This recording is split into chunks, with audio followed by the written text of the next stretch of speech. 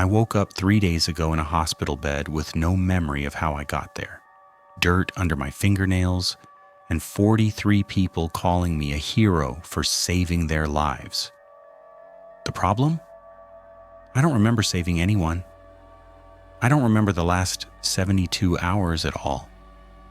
My name is Detective Sarah Chen, and according to everyone around me, I walked into an impossible nightmare in Devil's Throat National Forest and brought back people who'd been missing for years, some for decades. They say I did the impossible. They say I solved the unsolvable. But here's what terrifies me. I'm starting to remember. And what I'm remembering can't be real. It can't be. Because if it is, then everything we think we know about reality is wrong. Before I tell you what happened in those missing 72 hours, I need you to do something. If you've ever lost someone without explanation, if you've ever felt that crawling sensation that you're being watched by something that shouldn't exist, then you need to share this story. Subscribe to this channel right now, because what I'm about to tell you isn't just my confession, it's a warning, and the people you love might need to hear it before it's too late. Will you help me reach them? Will you make sure this truth doesn't disappear the way those 43 people almost did? Good. Then let me take you back to 4 days ago, to the moment this all started, before my memory goes dark and the impossible begins. The call came at 2:47 a.m., ripping me out of a nightmare I'd been having for weeks. The same one every night. In it, I'm standing in a forest that's too dark, too quiet, and someone is calling my name from deeper in the trees. Every night I take one step closer. Every night I wake up before I see who's calling. My partner, Detective Marcus Webb, was on the line, his voice carrying that particular edge I'd learned to recognize over 7 years of working together. Not panic. Marcus didn't panic, but something close. Controlled alarm. Sarah, we've got a situation. Devil's Throat. 3 missing hikers in 24 hours. I was already reaching for my notebook, that old habit from my academy days. Write everything down. Memory lies, ink doesn't. I clicked my pen, squinting at the clock. 3 in 1 day is unusual, but not unprecedented. Weather event? Crystal clear skies, perfect conditions, and Sarah. He paused, and in that pause, I heard something that made my stomach tighten. 2 more vanished this evening, different locations, miles apart. That's 5 people in 36 hours. The pen froze on the page. 5 people. Devil's Throat National Forest had maybe 2 or 3 disappearances per year, almost always explained. Falls, exposure, animal attacks, the occasional suicide. 5 in 36 hours wasn't a pattern. It was an event, an anomaly. The kind of case that either makes your career or ends it. I'll be there in 20, I said. I made it in 14. The thing you need to understand about Devil's Throat is that it's been swallowing people for longer than we've been keeping records. The local indigenous tribes, the Nooksack and Lummi peoples, have stories about it going back centuries. They call it the place where the sky eats people. We call it a statistical outlier. 40,000 acres of old-growth forest in the Pacific Northwest, home to some of the oldest trees on the continent, and a history of disappearances that doesn't quite fit any normal pattern. But 5 in 36 hours? That was new. The command center had been set up in the Forest Service building at the southern entrance. When I pulled into the parking lot, it was a light show of emergency vehicles, their red and blue strobes painting the surrounding pine trees in alternating waves of color. Search and rescue teams were loading up. checking gear with the kind of methodical precision that comes from knowing the woods can kill you 1,000 different ways if you're not careful. Marcus met me at the door. He looked like he'd aged a decade since I'd seen him at shift change yesterday afternoon. His dark skin had taken on an ashen quality under the fluorescent lights, and the circles under his eyes were deep enough to cast shadows of their own. "Tell me everything," I said, following him inside. The briefing room was chaos. Maps covering every wall, phones ringing constantly. Rangers and volunteers clustered around coffee makers and equipment tables. Marcus led me to a corner where he'd set up our own command post, a folding table covered in files and photographs. He handed me the first folder. Victim 1, David Zhao, 32, software engineer from Seattle. Experienced hiker, all the right gear.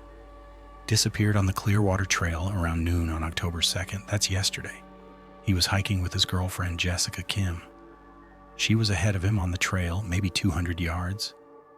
Clear sight lines, well-maintained path. She stopped to take photos, turned around to call back to him, and he was gone. I opened the folder, studying the photographs. David Zhao smiled up at me from his driver's license photo. Asian American, fit-looking, the kind of face that suggested he laughed easily. The next photos showed the scene. His backpack sat upright in the middle of the trail, as if carefully placed. Beside it, his water bottle, cap off, half full. "She backtracked immediately?" I asked. "Within seconds, found the pack and bottle.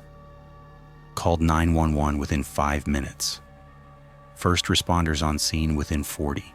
Sarah, there's no way he could have gotten far enough off trail to avoid the initial search. No broken branches, no trampled undergrowth, no footprints off the path. Nothing."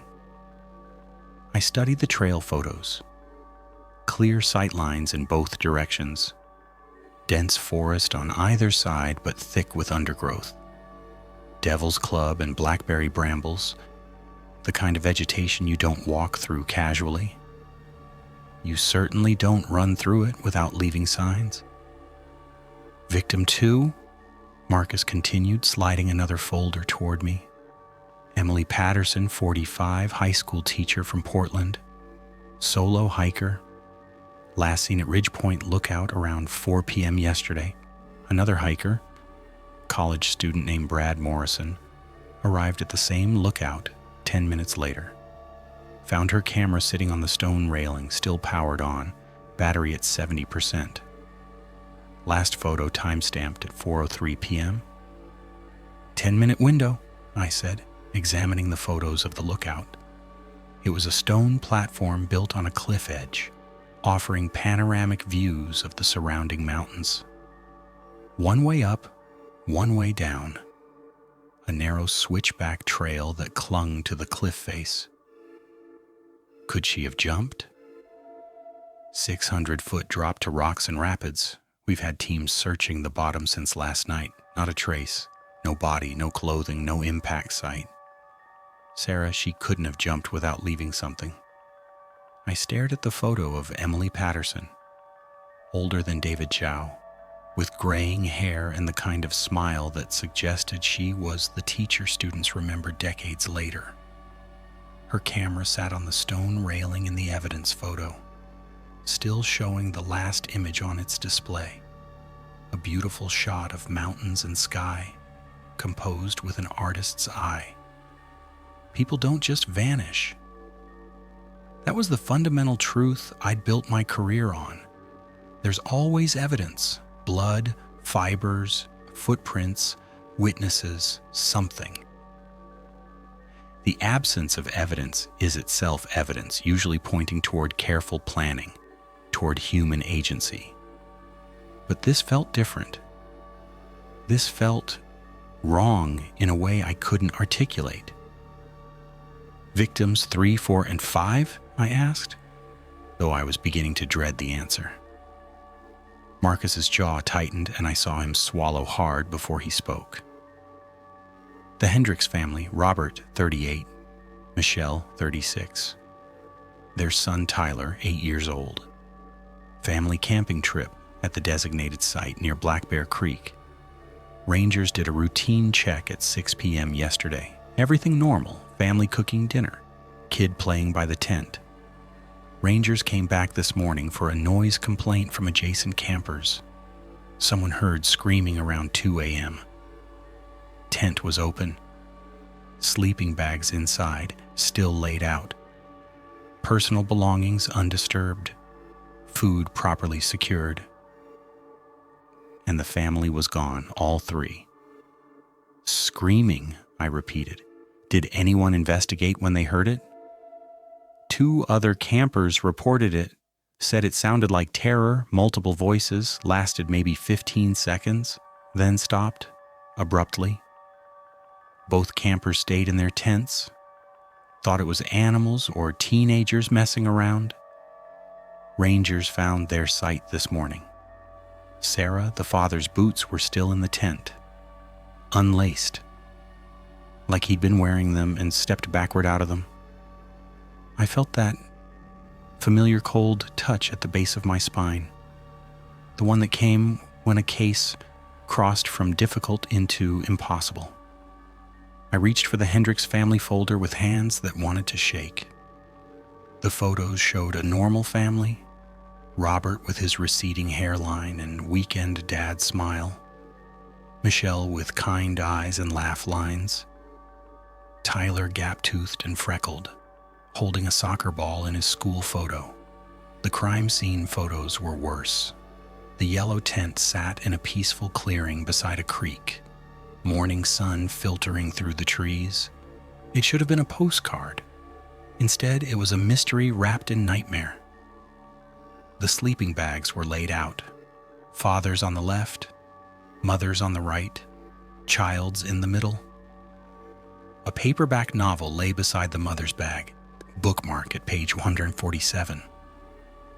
A stuffed elephant sat on the child's pillow, and there, just inside the tent entrance, were the father's hiking boots, laces undone on the top 3 eyelets, but still tied below, positioned as if someone had been lifted straight up out of them. The mother and child's shoes? I asked. Also in the tent. All 3 walked out barefoot in the middle of the night, in 40-degree weather. Sarah, there are footprints in the mud by the creek, small bare feet, adult bare feet, all heading toward the water. They walk into the creek and they don't walk out. The water's 8 inches deep and crystal clear. You can see the bottom. They're not in there. I stared at the photographs, my mind trying to construct a rational narrative and failing. A family doesn't leave their tent barefoot in the cold. An 8-year-old doesn't walk silently into freezing water without crying, without calling out. And 3 people don't disappear from a shallow creek that can't hide them. What do we know about the family? I asked. Any custody issues, financial problems, reasons someone might want to harm them? Marcus shook his head. Clean, solid marriage, good jobs, no debts, no enemies. They were from Spokane. This was supposed to be a family bonding trip before the father started a new job. There's no reason for this, Sarah. No rational explanation. There's always a reason, I said automatically, but the words felt hollow even as I spoke them. There's something else. Marcus pulled out another folder, this one thicker. I asked the Forest Service to pull their historical records on Devil's Throat. Sarah, this isn't the first time. There's a pattern. I opened the folder and felt the case shift beneath me like unstable ground. It was full of reports spanning decades, missing persons cases in Devil's Throat National Forest going back to 1982, when the current record-keeping system started. Most years had 1 or 2 disappearances, usually explained, but every 7 to 10 years, there was a spike, a cluster. Multiple disappearances in a very short window, always in autumn, always unexplained. 2012, I read aloud, 7 people in 4 days. Before that, 2003, 6 people in 5 days, 1996, 5 people in 3 days, 1989, 9 people in 1 week, Marcus finished. Sarah, we're in a cluster event right now, and based on the pattern, it's not done. How many were found in the previous clusters? His silence was answer enough, but he said it anyway. None. Not one body, not one piece of physical evidence beyond personal items left at the scenes. It's like they stepped out of reality. I looked up at him, seeing my own fear reflected in his eyes. That's impossible. I know. People don't just vanish into thin air. I know. There has to be a rational explanation. Then find it, Marcus said quietly. Because right now, we've got 5 missing people. A pattern that says more each are coming and no idea what the hell is happening out there. I spent the next 3 hours reviewing every file, every photograph, every witness statement from the current cases and the historical clusters. I looked for connections, geographic, temporal, demographic. I built timelines and maps. I searched for the human element, the rational explanation that had to exist. But the more I looked, the more the pattern revealed itself as something outside normal understanding. The disappearances happened in different locations across the forest, miles apart, with no connection between the victims.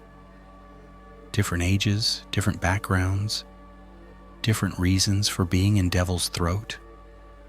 The only commonalities were the location, the season, and the absolute lack of evidence.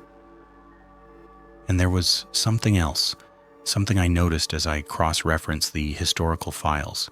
In each cluster, the disappearances accelerated. 1 the first day, 2 the second, 3 the third. Like something was building momentum, growing stronger or hungrier or more confident. If the pattern held, we'd lose more people today, and tomorrow would be worse. At 6 a.m., as dawn broke over the forest, I went outside for air. The search and rescue teams were heading out. Dozens of volunteers and professionals spreading across Devil's Throat in a coordinated grid search. They had dogs and drones and thermal imaging equipment.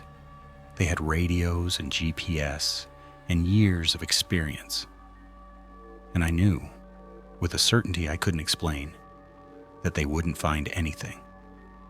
Marcus joined me, holding 2 cups of coffee that neither of us would drink. "What are you thinking?" "I'm thinking about the indigenous stories," I said. "The place where the sky eats people. What if it's not just a story? What if they were describing something real, something that happens here?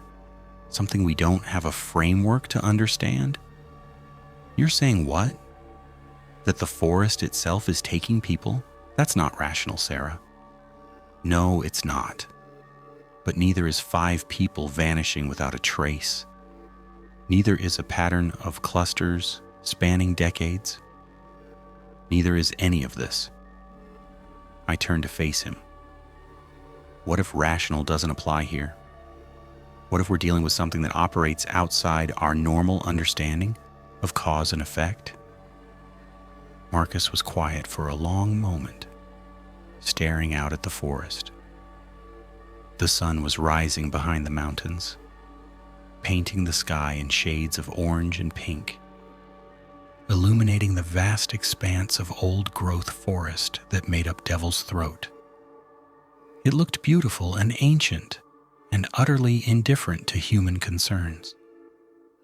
"If you're right," he finally said, "then how do we stop it? How do we save people from something we can't understand?" "We do what we always do," I said. "We investigate, we find the pattern, we follow the evidence, even if that evidence leads us somewhere impossible." At 9 a.m., we got confirmation that I was right about the pattern. 2 more hikers had been reported missing. A couple in their 20s who'd gone out for an early morning hike on the Fallen Creek Trail. Their car was in the parking lot. Their dog was found wandering the trail alone, still on its leash. The leash had been cut cleanly, as if with scissors. 7 people missing in 48 hours. By noon, we'd lost 2 more. A solo runner on the Ridge Trail and a photographer who'd set up equipment to capture the fall colors. His camera was still there, still recording, showing 12 minutes of empty forest before the battery died. 9 victims. The pattern was accelerating faster than the historical clusters. Something was different this time. Something was worse. At 2 p.m., I made a decision that would change everything. I told Marcus I wanted to visit the disappearance sites, all of them. Not the command center, not the search grids, but the actual locations where people had last been seen. I wanted to stand where they'd stood, see what they'd seen, feel what they'd felt. That's a lot of ground to cover, Marcus said. Some of those sites are miles apart, accessible only by hiking. Then we hike. There's something we're missing. Something that connects these places beyond geography. I need to see it for myself. Marcus studied my face for a moment, then nodded. I'll arrange a helicopter to get us close to each site. But Sarah, we're not splitting up. Whatever's happening out there, we stick together. Agreed. What I didn't tell him was that I'd been feeling something since I arrived at Devil's Throat. A pull, a sense of familiarity that made no sense. I'd never been to this forest before, never worked a case here, never even visited as a tourist. But something about it felt known. Like the nightmare I'd been having. The dark forest, the voice calling my name, the steps I took deeper each night.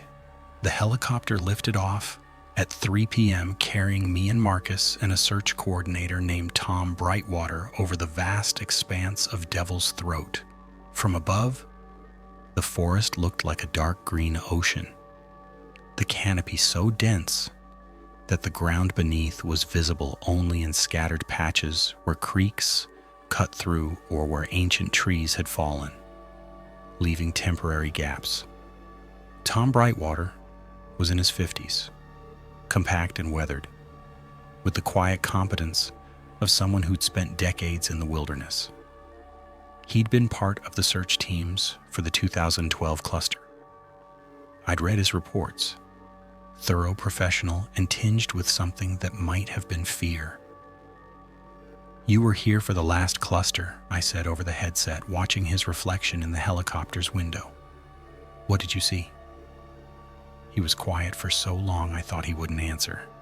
Then, things that violated everything I knew about how people go missing. We found a woman's jacket hanging from a branch 15 feet up a tree with no way to climb it. Found a man's wallet in the middle of a stream, but the money inside was dry. Found a child's shoe on a cliff face that would require technical climbing gear to reach. He turned to look at me directly. We found impossibilities, Detective. Never found people. What's your theory? I asked. Off the record. What do you really think is happening out there? Tom Brightwater stared out at the forest below. I think Devil's Throat is older than we understand. I think the indigenous peoples knew something we've forgotten. And I think every 7 to 10 years, something wakes up, something that's hungry for us, in a way that has nothing to do with food. Before I could respond, the pilot's voice came over the headset. Approaching first sight, Clearwater Trail where David Zhao disappeared. The helicopter descended into a meadow half a mile from the trail, and we hiked in. The forest around us was cathedral quiet, the kind of silence that feels oppressive rather than peaceful. Our footsteps seemed too loud, our breathing too harsh against the muffled stillness. The Clearwater Trail was exactly as described, wide, well-maintained, with clear sight lines in both directions. The kind of place where someone disappearing should be impossible. Crime scene tape still marked where David Zhao's backpack had been found, though the backpack itself was now in evidence. I stood in that spot, turning slowly in a circle. 200 yards of clear trail ahead, 200 yards behind. Dense forest on both sides, but the undergrowth was thick and hostile. You couldn't walk through it silently, couldn't move through it quickly, couldn't pass through it without leaving obvious signs. His girlfriend said she looked away for maybe 30 seconds, Marcus said, reading from his notes. Looked back and he was gone. The backpack was already here, already set down, water bottle open beside it. I closed my eyes, trying to reconstruct it. David Zhao hiking, maybe taking a drink from his water bottle, setting down his pack for a moment to rest or adjust something. And then, what? What could make a grown man vanish in 30 seconds from the middle of a clear trail? I opened my eyes and saw it. Not with my physical eyes, with something else. A shimmer in the air, a wrongness that made my vision blur. It was there for just a second, a distortion in space like heat waves over pavement, except the air was cold. "Did you see that?" I asked. "See what?" Marcus was looking at me with concern. "Nothing, never mind." But I had seen it. Something was wrong with the space here. Some quality that my eyes couldn't quite process. We visited the next site, Ridge Point Lookout, where Emily Patterson had vanished. The helicopter set down on a nearby ridge line, and we hiked the switchback trail up to the stone platform. It was exactly as described. One way up, one way down. 600 feet of empty air on 3 sides. Her camera had been here on the railing. Her last photo showed the mountain vista, beautiful and ordinary. I stood where she must have stood, looking at the same view. And again, I saw it, that shimmer, that wrongness, stronger here. The air seemed to fold in on itself for a moment, creating a space that shouldn't exist, a direction that wasn't up or down or any normal orientation. I stumbled backward, and Marcus caught my arm. "Sarah, what's wrong?" "The air," I said. "Can't you see it, the way it's moving? The air is still, there's no wind." But he was wrong. There was movement, I could see it now. Not wind, but something else, like reality itself was breathing, expanding and contracting in a rhythm that matched my heartbeat. I pressed my hand to my chest, feeling my pulse. The shimmer in the air pulsed with it, synchronized perfectly. And in that moment of connection, I heard it. Faint, distant, but unmistakable. My name. Someone was calling my name from deeper in the forest. "Did you hear that?" I whispered. "Hear what, Sarah?" Marcus's concern was turning to alarm. "You're scaring me. What's happening?" "I hear..." But then it was gone. The shimmer faded, the voice stopped, and I was left standing on a stone platform in clear autumn air, shaking like I'd been touched by something that shouldn't exist. Tom Brightwater was watching me with an expression I couldn't read. "You feel it, don't you? The pull." "What pull?" "The same one the missing people felt, the same one I felt in 2012 before I realized what was happening and got out of the forest. It calls to you, shows you things, makes you want to go deeper to find the source." "What is it?" I asked. What's doing this?" "I don't know. But I know it's real, and I know it takes people who respond to it. People like you who can feel it." He looked at Marcus. "Get her out of the forest. Detective Webb, today, before it's too late." But I shook my head. I can't leave. Not while people are missing, not while this is happening. "Then you might become the next victim," Tom said simply. We visited the Hendricks family campsite next, and that's where everything began to unravel. The yellow tent sat in its clearing beside Black Bear Creek, preserved as a crime scene. The sleeping bags were still laid out. The stuffed elephant still sat on the child's pillow. The father's boots still stood by the entrance like a monument to impossibility. I walked to the creek, following the path the footprints had traced. Bare feet, father, mother, child, walking into the water. The creek was shallow and clear, exactly as described. I could see every stone on the bottom, every detail. There was nowhere to hide. No way 3 people could have vanished from this spot. But as I stood there staring at the water, the shimmer returned. Stronger this time, more visible. The creek itself seemed to fold, the water flowing in directions that didn't match the stream bed, creating spaces between the droplets that shouldn't exist. And in those spaces, I saw something. A glimpse, a flash of somewhere else. Not another place in the forest, another place entirely. A clearing surrounded by trees so massive they made the old-growth forest around me look young. And in that clearing, standing perfectly still like statues, were people. I saw David Zhao. I saw Emily Patterson. I saw the Hendricks family, father, mother, and 8-year-old son, all standing motionless, their eyes open but empty. "They're alive," I whispered. "They're alive, but they're not here. They're somewhere else, somewhere between somewhere." The vision vanished. The creek was just a creek again, shallow and clear and normal. But my heart was hammering, and I knew with absolute certainty that what I'd seen was real. Marcus was at my side, his hand on my shoulder. "Sarah, talk to me. What did you see?" "I saw them, the missing people. They're not dead.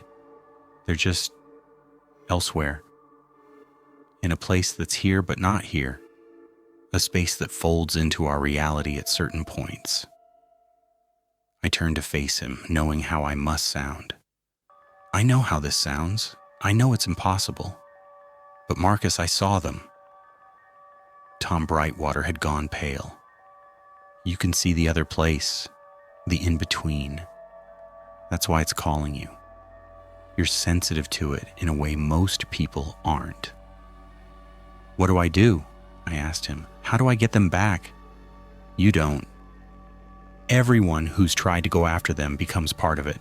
Detective, you need to leave this forest right now while you still can." But I couldn't. The pull was stronger now. That voice, calling my name more insistent. And beneath it, I felt something else, a sense of purpose, of being needed. The missing people were alive. They were trapped somewhere, and somehow I could see where they were. That made me either the worst person or the best person to help them.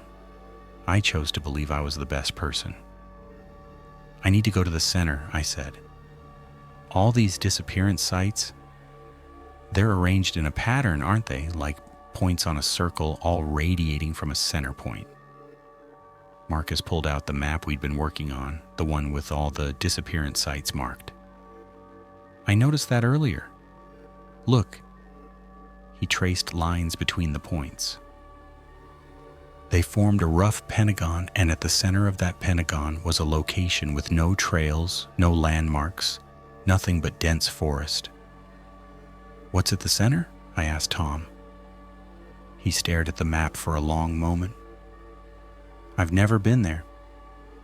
In all my years working this forest, I've never had a reason to go to that exact spot. But I've heard stories. The Nooksack elders say that's where the veil is thinnest, where the world that eats people is closest to our own. Then that's where we need to go, I said. Sarah, no, Marcus protested. This is insane. We need to call in specialists, get federal resources, bring in people who understand this. No one understands this, Marcus, but I can see it, I can feel it. And those people are alive and trapped, and if there's any chance of bringing them back, I have to try. I could see the conflict in his eyes. Duty versus caution, logic versus loyalty. Finally, he nodded. Then we go together, and if anything seems wrong, if you feel that pull getting too strong, we extract immediately. Agreed? Agreed. Tom Brightwater shook his head slowly. You're making a mistake. But I can't stop you. I can give you a guide who knows these woods better than anyone. Amanda Cross, one of our rangers, and I'll assemble a small team. But detective, if you don't come back, I'm telling everyone you went against my advice. I'm not losing my job over this. Fair enough, I said. By the time we assembled the team and prepared for the hike to the center point, it was already late afternoon. Amanda Cross was a woman in her 40s with the lean, weathered look of someone who lived more outdoors than in. She studied the map coordinates with a frown. I've been within a mile of this spot, she said. Never had a reason to go to the exact center, but I can get us there. It'll take about 3 hours through pathless forest. We'll need to move fast if we want to make it before dark. Then let's move, I said. The team was 6 people total. Me, Marcus, Amanda, Tom, and 2 search and rescue specialists named Kelly Chen and David Morrison. We carried GPS units, satellite phones, emergency beacons, and enough equipment to handle any normal wilderness emergency. But we all knew this wasn't a normal wilderness emergency. We entered the forest at 4 p.m. following Amanda's lead as she navigated through the trackless wilderness, using a combination of GPS, compass, and an intimate knowledge of the terrain. The forest here was old, genuinely old, with trees that had been seedlings when Columbus reached the Americas. They towered above us like living cathedrals, their canopy so dense that the forest floor existed in permanent twilight even in the middle of the day. As we hiked deeper, I felt the pull growing stronger. It wasn't a physical sensation exactly, more like a magnetic attraction, a sense that I was moving towards something I was meant to find. The voice calling my name came more frequently now, always just ahead, always out of sight. An hour into the hike, Kelly stopped suddenly. Do you hear that? We all froze, listening. At first, I heard only the normal sounds of the forest, wind through branches, the distant call of a raven, our own breathing. Then I heard it, singing. A child's voice, singing a melody I didn't recognize. Tyler Hendricks, Marcus whispered. He's 8 years old. We moved toward the sound, but like the voice calling my name, it stayed always ahead of us, always at the same distance, no matter how fast we moved. After 15 minutes, I realized what was happening. It's leading us away from the center point, I said, trying to distract us. Amanda checked her GPS, frowning. You're right. We've been moving parallel to our target, not toward it. Whatever's making that sound is trying to keep us away. We corrected course, moving resolutely toward the center point despite the singing, despite the voices, despite every instinct that screamed at us to investigate the sounds. The forest seemed to close in around us, the trees growing larger and more ancient, the undergrowth thinning until we were walking through a cathedral-like space where our footsteps echoed unnaturally. 2 hours in, David Morrison stopped and stared at his GPS. This can't be right. We all checked our units. They all showed the same impossible reading. According to the satellites, we were 200 feet underground, even though we could clearly see the sky through the canopy above us. "The satellites can't be wrong," Kelly said. "All of them at once, from different providers. It's impossible." "Add it to the list," I said. The pull was almost overwhelming now. Every step toward the center point felt like moving toward something I'd been searching for my entire life. The voice calling my name was constant, and I could almost make out words beneath the repetition of Sarah, Sarah, Sarah. At 6:30 p.m., with dusk beginning to fall, we reached the center point. It was a massive clearing, perfectly circular, maybe 100 yards across. But it wasn't the clearing itself that stopped us in our tracks. At the center stood a tree unlike any I'd ever seen. The trunk must have been 50 feet in diameter. Not impossibly large for an old-growth tree, but this tree was wrong in ways that had nothing to do with size. Its bark was too smooth, too perfect, like it had been carved from a single piece of stone rather than grown. The trunk rose straight and unbranching, disappearing into the canopy far above where no branches should logically be able to support themselves. And around the base of the tree, arranged in perfect concentric circles like ripples in a pond, were hundreds of personal items. Backpacks, jackets, cameras, phones, boots, wallets, each item carefully placed, each position with geometric precision. And among them, standing perfectly still with their eyes open and empty, were people. I saw David Zhao first, standing 20 feet from the tree, his posture rigid, his chest rising and falling in slow, measured breaths. Emily Patterson stood beside him, equally motionless. The Hendricks family was there too, father, mother, and child, holding hands in a smaller circle closer to the tree. They were all there, everyone who disappeared in the current cluster. And beyond them, in the outer circles, I could see dozens more. People in modern hiking clothes standing beside people in outfits from decades past. All frozen, all breathing, all absolutely vacant. "Oh my God," Kelly whispered. "They're alive. They're all alive." Tom Brightwater was staring at a figure in one of the outer circles, his face gone white. "That's Jennifer Marks. She disappeared in 2012. We searched for 3 weeks. We held a memorial service, and she's just standing here. She's been here for 7 years, just standing here." The tree pulsed. There's no other way to describe it. A wave of something that wasn't light or sound or anything physical traveled through it. And in response, all the standing people turned their heads in perfect synchronization to look at us. Their eyes were empty. Not blind, not unconscious. Empty, like looking into windows that opened onto nothing. Marcus had his weapon drawn, though I wasn't sure what he thought he could shoot. "Sarah, we need to leave, right now." But I couldn't move. The pull was overwhelming now, showing me things, flooding my mind with images and understanding. I saw the forest from above, watched as people walked in perfect lines toward this tree over decades, over centuries. I saw what waited at the center, saw its nature and purpose.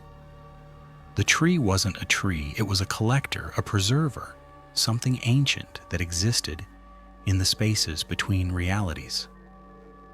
It gathered people at threshold moments, moments of decision, of transformation, of crisis, and held them frozen in those exact instants, preserving them forever at the edge of change. David Zhao had been about to propose to his girlfriend. The ring was in his backpack. Emily Patterson had been planning to end her life. cancer diagnosis, terminal, and she'd come to the forest to make it look like an accident. The Hendricks family was falling apart. Divorce papers filed. One last desperate camping trip to see if they could reconnect. Everyone here had been caught at a threshold, at a moment of profound change, and the tree had taken them, frozen them, preserved them in that instant forever. And now it wanted me, because I was at a threshold too. I'd been having those dreams for weeks because some part of me knew it was coming, knew I was approaching a moment of profound transformation. And the tree had been calling me, drawing me here to join the collection. "No," I said aloud, "I'm not finished. My story isn't done." The tree pulsed again, and this time I felt it trying to communicate, to explain. It wasn't malevolent. It didn't see itself as taking anything. It was preserving, it's witnessing, ensuring that these threshold moments, these most important instants of human experience, were never lost. But I understood something it didn't. The meaning wasn't in the frozen moment. The meaning was in what came after, in how the story ended. David Zhao needed to hear his girlfriend say yes. Emily Patterson needed to learn about the experimental treatment that could save her. The Hendricks family needed to either heal or separate, but they needed to finish their story. "Let them go," I said to the tree. "They deserve their endings." The response came not in words, but in pure meaning flooding my mind. Endings are loss. Endings are forgotten. We preserve forever. "No," I said. "Endings are what give meaning to everything that came before. You're not preserving them, you're trapping them." I stepped forward toward the circles of frozen people. Marcus called out a warning, but I ignored him. I walked up to David Zhao, standing rigid and empty, and I touched his shoulder. The moment I made contact, I was pulled into his frozen story. I saw everything. His childhood, his struggles, his love for Jessica, his fear that he wasn't good enough, his hope that she'd say yes. The story was suspended at that moment of hope, never to be resolved, but I could see the thread of what should come next. I grabbed it and pulled. In my mind, I saw him propose. I saw her say yes, saw them struggle through the normal challenges of marriage, saw them grow old together, saw his story reach its natural end decades from now, complete and full. And David Zhao gasped, his eyes focused. Color flooded back into his face. He stumbled, and I caught him. What happened?" "Jessica, I need to find Jessica. Run!" I shouted at him. "Back toward the forest edge. Don't stop." He ran, stumbling through the circles of personal items, heading for the tree line. The tree roared. Not sound, vibration meaning outrage. I'd stolen from its collection, violated its purpose. But I'd also shown it something it had never considered. That endings could be beautiful. That completion could be meaningful. That the most important part of any story was how it finished. I ran to Emily Patterson next, touched her, pulled her story forward past the threshold. She gasped awake, confused and terrified, and I sent her running after David. One by one, I touched them. The Hendricks family, the other recent victims. Each time I pulled their stories forward, showed them their endings, gave them back their ability to finish what they'd started. My team understood. Marcus and Kelly and David started pulling people back to consciousness, while Amanda and Tom held back the advancing wall of something. Lights that had appeared at the clearing's edge, cold and blue-white, trying to prevent the escape. We pulled 43 people forward, 43 frozen stories unfrozen, 43 endings restored. But not all of them. Some, like Jennifer Marks, I touched and found that their stories were already done. The divorce she was running from had finalized years ago. Her children had grieved and healed and moved on. Pulling her forward now would be its own kind of cruelty, forcing an epilogue onto a story that had already found its ending. Tom Brightwater saw me step back from Jennifer, saw the decision on my face. The hope in his eyes died, but he nodded. He understood. The tree was learning. I could feel it adjusting, understanding what I was showing it. Endings weren't loss. Endings were meaning. Preservation wasn't enough. Completion was what mattered. As the last person fled the clearing, the tree communicated one final time. I understand now. I will witness differently. Only the already complete. Only those whose stories have ended. The lights faded, the clearing grew dark, and my team and I ran, following the stream of freed people back through the forest, back toward the world of incomplete stories and uncertain endings. We emerged from Devil's Throat as dawn broke. 43 people stumbling into the parking lot where emergency vehicles waited. What followed was chaos. Reunions, medical checks, statements, media attention. But here's the thing. Here's what terrifies me. I don't remember most of it.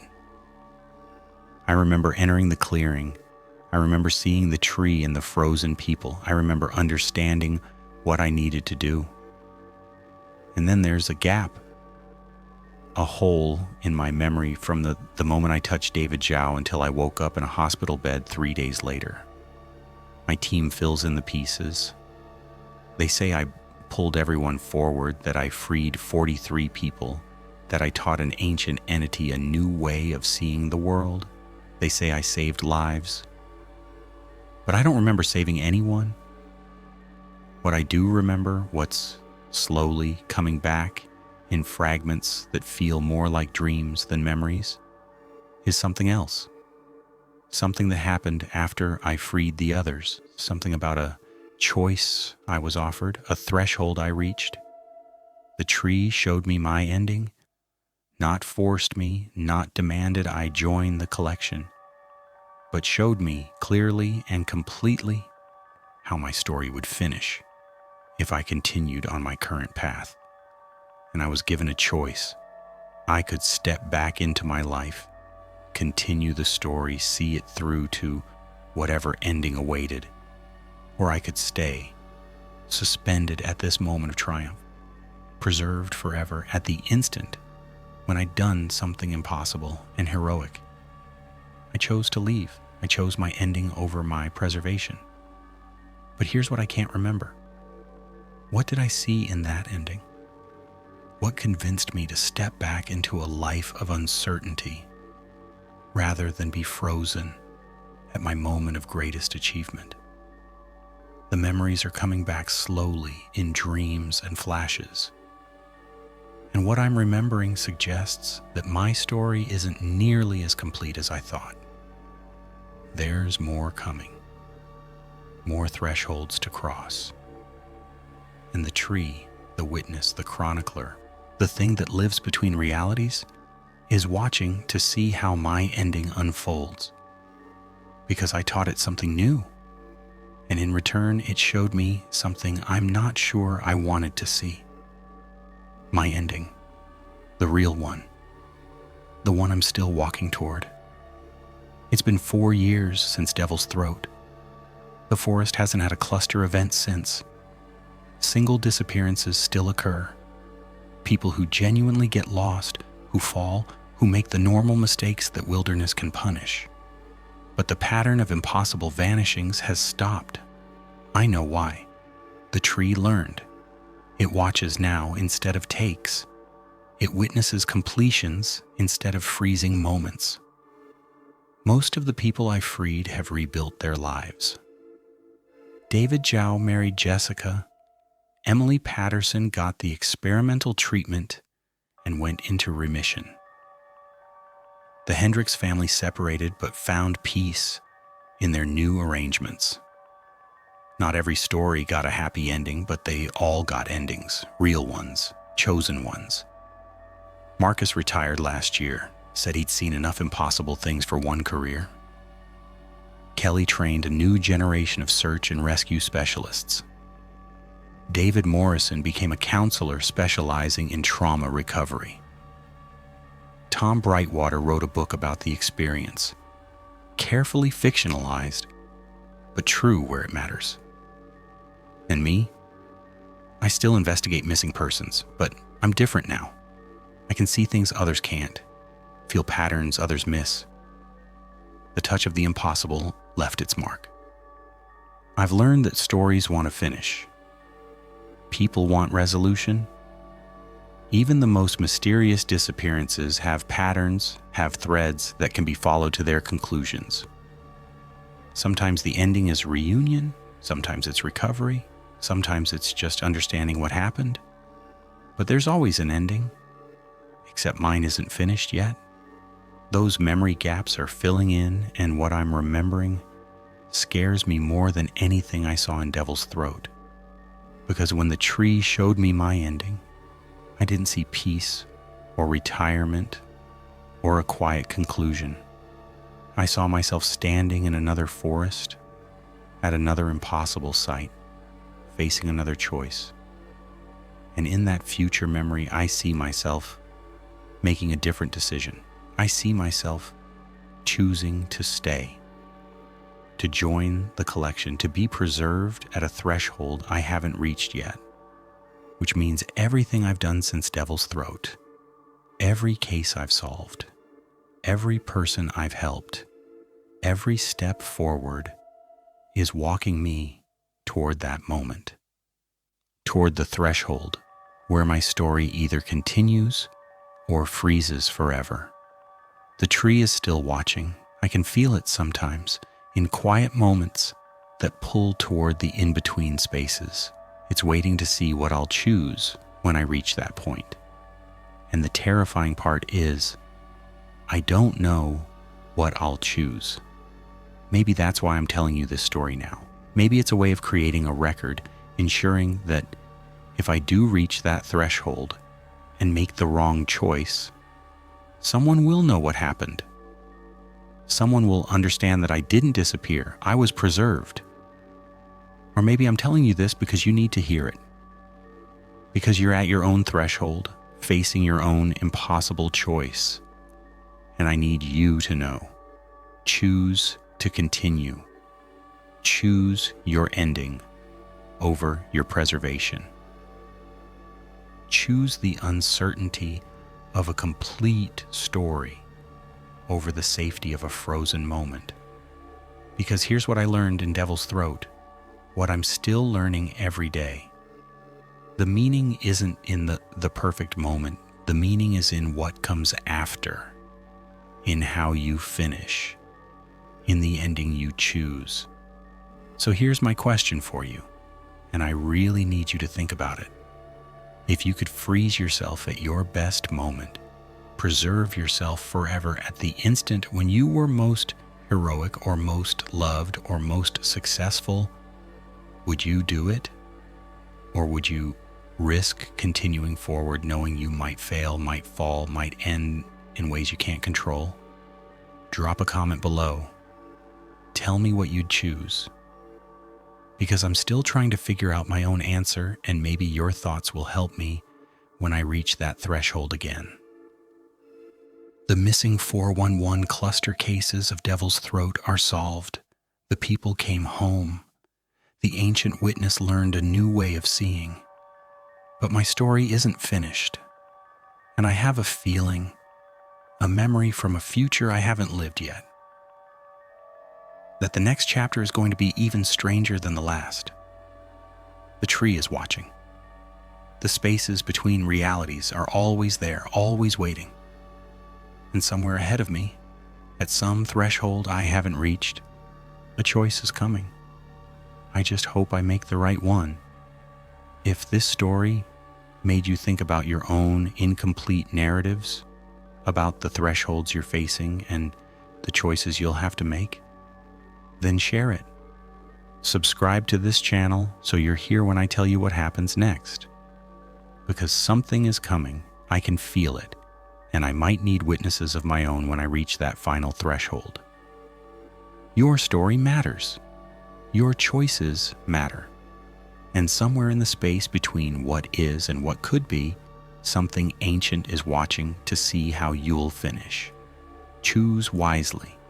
Choose completion. Choose your ending. Because the alternative is being frozen forever at a moment that was never meant to last.